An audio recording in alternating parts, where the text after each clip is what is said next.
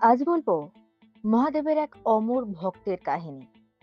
এমন এক ভক্ত যিনি ভগবানের জন্য নিজের দু চোখেই দিতে প্রস্তুত হয়েছিলেন।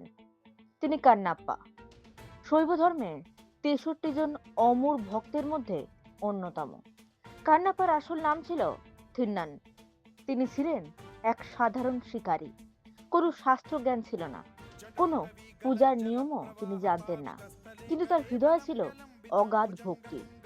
ভগবান শিবের প্রতি ছিলেন আসক্ত। একদিন শিকারে বেরিয়ে তিনি জঙ্গলের মধ্যে একটি শিবলিঙ্গ দেখতে পান। সেই মুহূর্ত থেকেই তার জীবন বদলে যায়।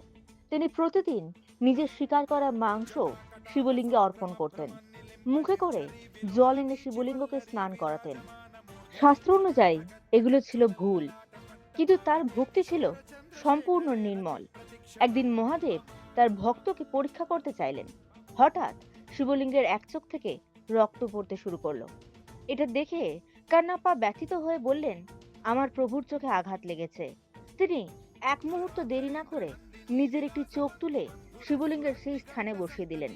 রক্ত পড়া বন্ধ হয়ে গেল, কিন্তু কিছুক্ষণ পর অন্য চোখ থেকেও রক্ত পড়তে শুরু করলো। এবার তিনি নিজের দ্বিতীয় চোখটিও উৎসর্গ করতে প্রস্তুত হলেন, কিন্তু চোখ তুলে দিলে তিনি তো দেখতে পাবেন না। তাই আগে থেকেই পা দিয়ে সেই জায়গাটিকে চিহ্নিত করে নিলেন। ঠিক তখনই ভগবান শিব নিজের রূপে প্রকাশ হলেন। তিনি কান্নাপ্পাকে থামিয়ে বললেন, তোমার মতো ভক্ত এই পৃথিবীতে আর নেই। মহাদেব তার দৃষ্টিশক্তি ফিরিয়ে দিলেন এবং তার নাম অমর করলেন।